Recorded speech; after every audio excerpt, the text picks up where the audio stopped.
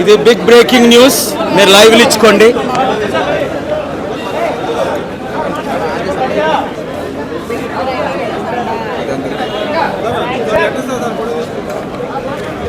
ఈ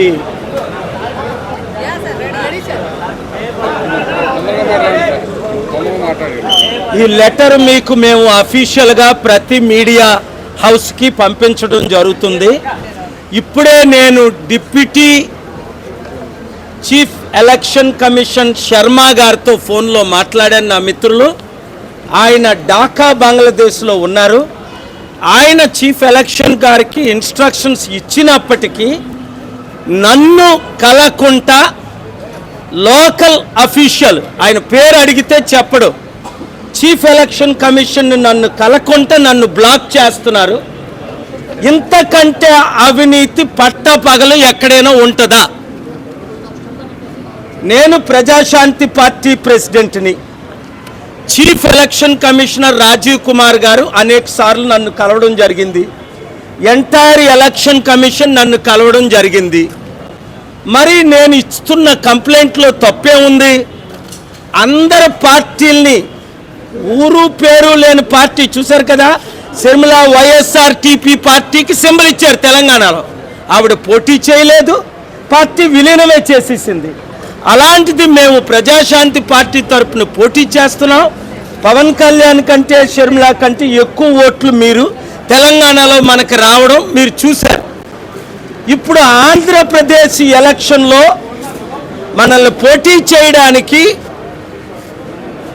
అవకాశం ఇవ్వకుండా జరుగుతున్న కుట్ర పప్పులు ఉడకో. ఎందుకు? ఆల్రెడీ ఎలక్షన్ కమిషన్ విషయం మీద మేము కంప్లైంట్ చేసాం. హైకోర్టులో ఫేవరబుల్ రూలింగ్ వచ్చింది. ఈసారి ముందే కంప్లైంట్ చేయమన్నారనే ఇన్ రైటింగ్ నా ఒంట్లో బాగోపోయినా విశాఖపట్నం నుంచి రాత్రి 10 గంటలకు విజయవాడ చేరుకున్నాను. ఇదే రుజువు. అందరికీ నా హృదయపూర్వక నమస్కారం. ఫస్ట్ టైం చాలా కాలం తర్వాత ఫుల్ ఎలక్షన్ కమిషన్ రావడం, దాని తాలూకు సీరియస్నెస్ తెలియజేస్తుంది.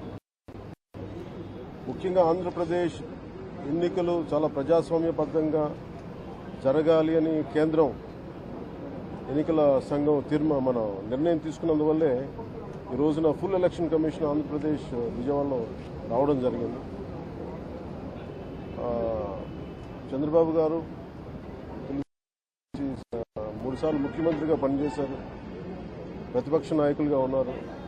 ఆయన సుదీర్ఘమైన అనుభవంలో కూడా నేను ఎన్నిసార్లు ముఖ్యమంత్రిగా ఉన్నప్పుడు కూడా ఎలా జరిగినాయని చాలా బాగా వివరించారు.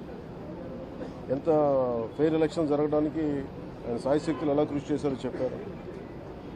జనసేన తరపు అలాగే వైసీపీ ఏమేం చేసింది ఇప్పుడు దాకా, దొంగ ఓట్లు ఎలా రిజిస్టర్ చేశారు. చంద్రగిరి ఇందాక మీరు చెప్పినట్టు చంద్రగిరిలో దాదాపు 1,00,000 పైచిలుకు ఓట్లు దొంగ ఓట్లు నమోదు చేస్తే దాదాపు దాంట్లో 1/4 ఆల్మోస్ట్ దాన్ని యాక్సెప్ట్ చేశారు. ఇలా ప్రతి చోట ప్రతి నియోజకవర్గంలో ప్రతి బూత్లో ఏ స్థాయిలో దొంగ ఓట్లు నమోదవుతున్నాయి, ఎలా తీసేయాలి, వీటి మీద చాలా స్పష్టంగా వివరించారు. జనసేన తరఫు నుంచి నేను ప్రత్యేకంగా వివరించింది ఎలక్షన్ కమిషన్కి, మా వైసీపీ ప్రభుత్వం వచ్చినప్పటి నుంచి లా అండ్ ఆర్డర్ కంప్లీట్గా దిగజారిపోయింది. ఎవరన్నా ప్రజాస్వామ్య హాని జరుగుతుంటే గొంతెత్తితే పొలిటికల్ పార్టీస్ కానీ, వ్యక్తులు కానీ, ప్రైవేట్ వ్యక్తులు కానీ వాళ్ళందరి మీద కేసులు ఎలా పడుతున్నాయి, కేసులు ఎలా చేస్తున్నాయి. ముఖ్యంగా బైండ్ ఓవర్ కేసులు ప్రత్యేకించి పొలిటికల్ పార్టీ టీడీపీ వారి మీద కానీ, జనసేన కార్యకర్తల మీద కానీ ఇవన్నీ చాలా క్లియర్గా తెలియజెప్పడం జరిగింది వారికి. అలాగే పోలీసు అధికారులని ఇప్పుడు సడన్గా మారుస్తూ ఉన్నారు. లాస్ట్ 2 నెలలుగా మార్చేస్తూ ఉన్నారు. మళ్ళీ ఎన్నికలు సంఘం వచ్చేటప్పటికి మళ్ళీ వాళ్ళకి కావాల్సిన అధికారులను తిరిగి అక్కడ వేయించుకునేలాగా తీసుకొచ్చిన ప్రణాళికలు చేస్తాం. అది కూడా బలంగా తెలియజేస్తాం. అలాగే మహిళా కానిస్టేబుల్స్ ప్రత్యేకించి సంబంధం లేని చోట్ల వాళ్ళు దాదాపు 87 నియోజకవర్గాల్లో వాళ్ళు పెట్టారు. అది వాళ్ళు దూరం చేయమని ప్రత్యేకంగా ఆయన వివరించారు. నేను ఇంకోటి ప్రత్యేకించి నేను చెప్పింది ఏంటంటే వాలంటీర్స్ అనేది విలేజ్ సచివాలయం అనేది ప్రత్యేకించి అది యాంటీ కాన్స్టిట్యూషనల్ బాడీ. వాళ్ళని దయచేసి ఎన్నికల సమయంలో వాళ్ళని ఉపయోగించొద్దని చెప్పి ప్రత్యేకించి విన్నవించాం.